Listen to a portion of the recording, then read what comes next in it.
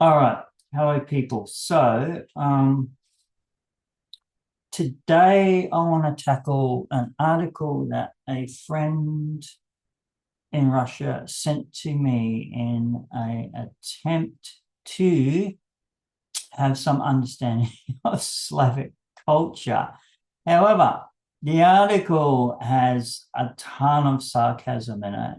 It has lots of sweeping generalizations in it. It does, however, have a little bit of insight into what's changed since the Soviet Union times until present time. And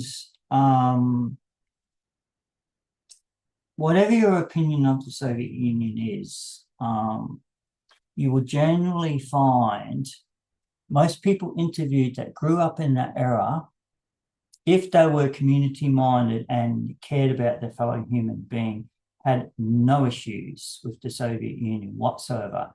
It was predominantly Western propaganda that didn't want a model that it needed to compete with. Basically, your Western capitalized countries would rather not provide free healthcare, free education, free housing, and gainful employment. And generally the ones opposed to the USSR are your CEOs of companies who want to make a lot of money and don't particularly care about any human beings around them. So critique that as you will, fire away in the comment section at me for that opinion, but it's actually statistically been able to be proven that if you don't have community in your head, you will be opposed to socialism and communism.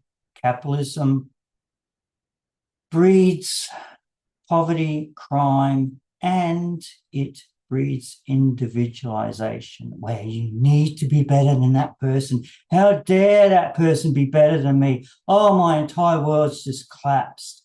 Well, you could go through life and not even care about what that other person is doing. But if you're community-based, you don't need to be in competition because you predominantly operate on the fundamental stone that you are equal, because you are human beings. You bleed, you cry, you feel emotions. You're not better, you're not different, you are the same.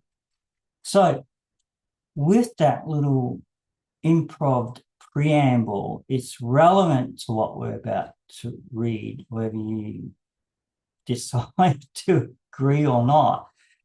So the article is quite intense. So we're going to do one at a time, and I will need to find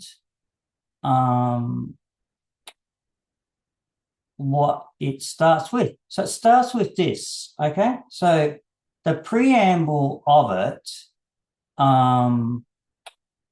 so the preamble was this: people tend to speak about Russian wives in the most rapturous tones, using the most flattering epithets. No wonder they're seen as beautiful, feminine, traditional.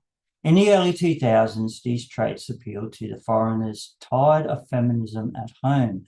But the next 20 years showed that the virtues of Russian wives were often vices turned inside out. Brides from Russia have quickly gone out of fashion. If you still want to chase a fading trend and look for happiness abroad, read our ranking and never do these things.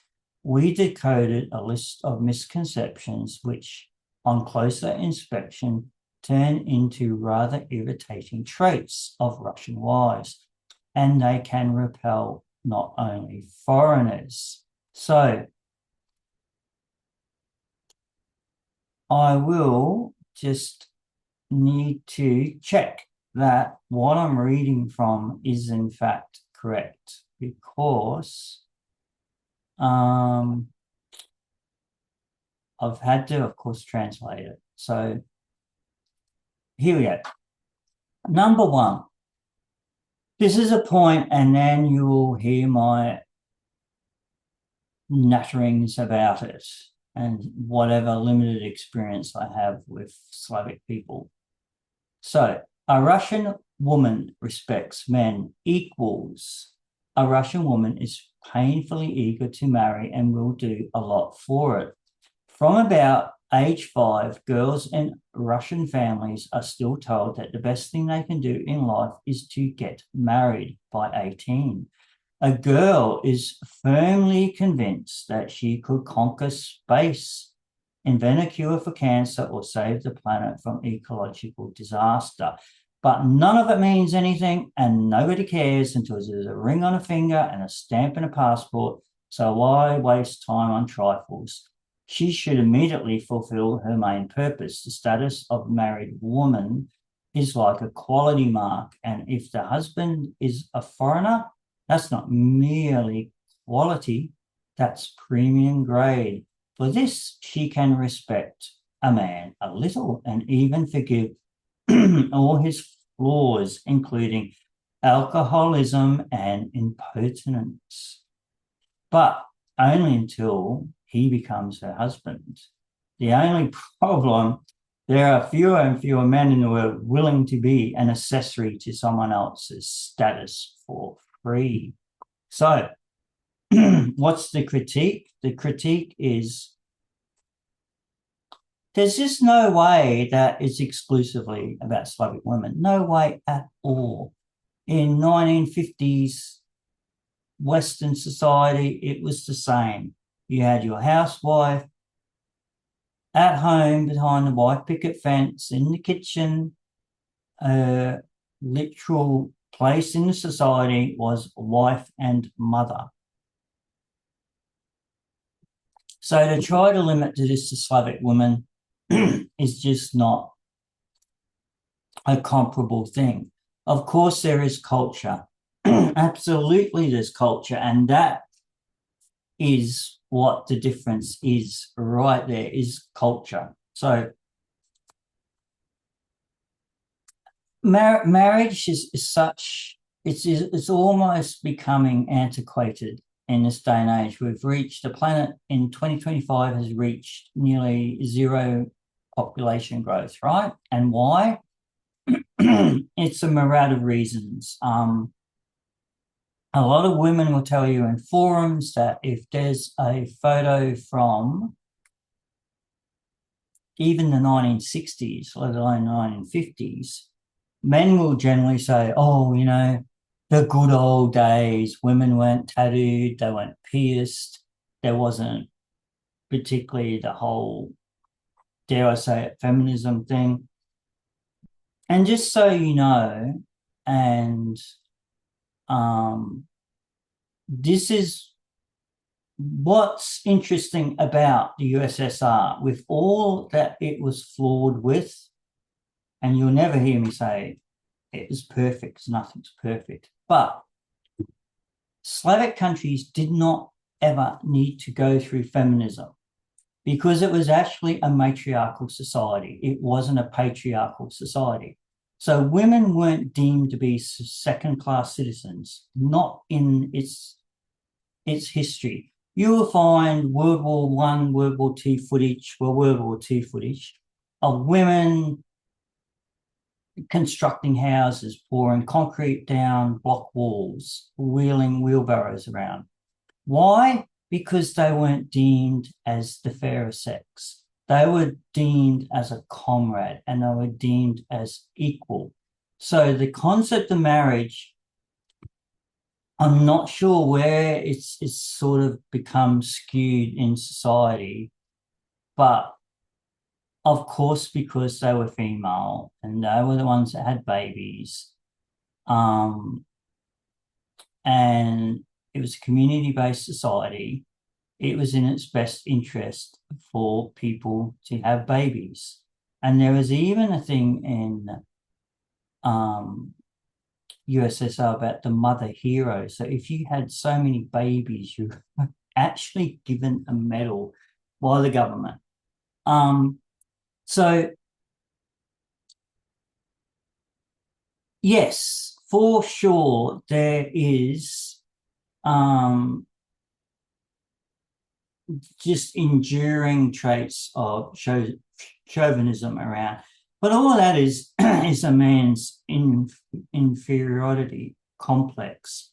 And it's like, if you have some sort of confidence in yourself, you would not have issues with anyone, whether they're a woman or whatever. You just don't have that competitive edge if you're confident in yourself. It's only the screaming insecurities of people are that they're not better than me, and they're just that, and you're just that, and you're just that. And all they're doing is this narcissistic traits of putting people down to make yourself feel better, because you've just probably had your shitty childhood and were oppressed by your parents, so you have to grow up and take it out on the world instead of just accepting that you had a shitty childhood and didn't buy into the fact that you can't critique your parents. So, yes, I mean, there's a culture. I mean, I spoke to a Russian woman the other day, and she said mainly her friends, and this is in the West, her friends are Greek and Italian, and all of their culture is they think women should be married. They think they should get themselves a man and be married. So this is Slavic culture, no doubt about it, it's culture. So now with the independence that women have, and by the way, you might be interested to know that right the way back in like 1918, Lenin actually brought in no-fault divorce, which actually freed up a lot of women to get divorced. And that's the thing that will come up more and more as we go through this. So it's true. It's true. You can go on dating sites and you will find people in the East, predominantly some Slavic countries and a lot of other countries. I'm not going to start referencing Africa and the Middle East and that, because it's not what the channel's about. But it's, yes, the propaganda of the West is as equal as the propaganda of the East. The USSR would have told you there was nothing better. The West under capitalism, neoliberal capitalism will tell you there's nothing better. You're free to do what you want. It's equal opportunity. And it's all a big lie, because it's not equal opportunity at all. Yes, there's the supposed pretense of the opportunity that no matter who you are, you can go for it. You can achieve your dreams and all these affirmations, which basically, and I'm so thankful to whoever coined this term, toxic positivity. It's just a load of cobblers. If all of these sayings were so easy, the entire planet would wake up tomorrow and do it. If with stoicism of put it all behind you, move on from the past, if we could do it, we would actually do it. So, and why can't we do it?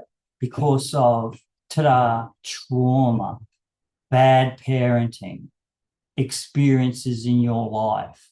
And yes, some of you bounce back from it and go look at the attachment style one, because you're probably dismissive avoidant, where you have no empathy. And so probably you might be shocked that no one really cares what you've got to say if you are unempathetic, because you would probably be deemed not to be a nice person. So why would people be bothered with someone who isn't a nice person? We don't care what you say.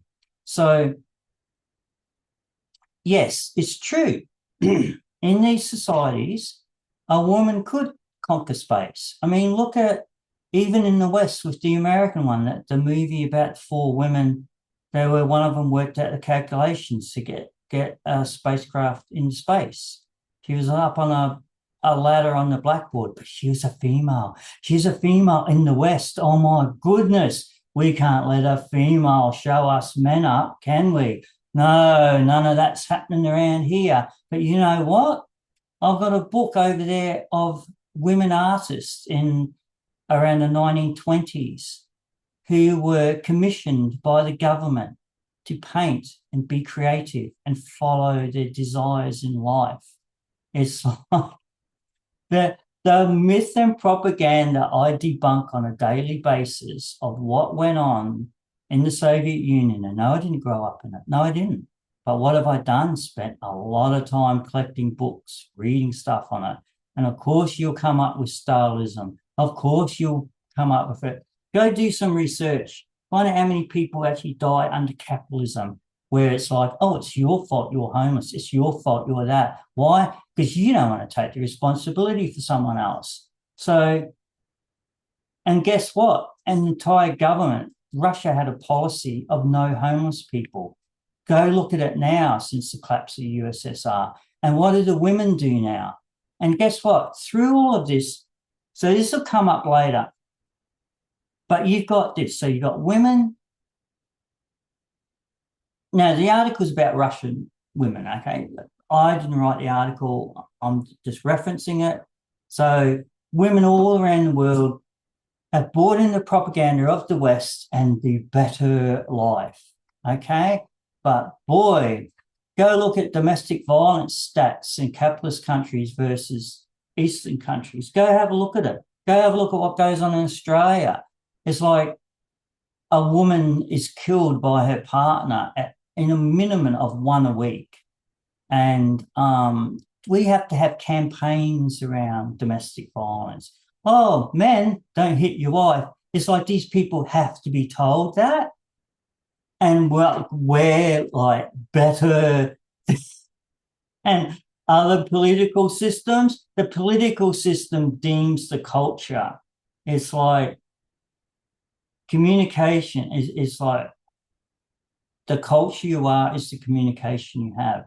So you will find a lot of women like post 40-ish actually don't want to jump on a plane and go live in another country, because what was the Russian bride created out of? It was created out of an actual statistical shortage of men.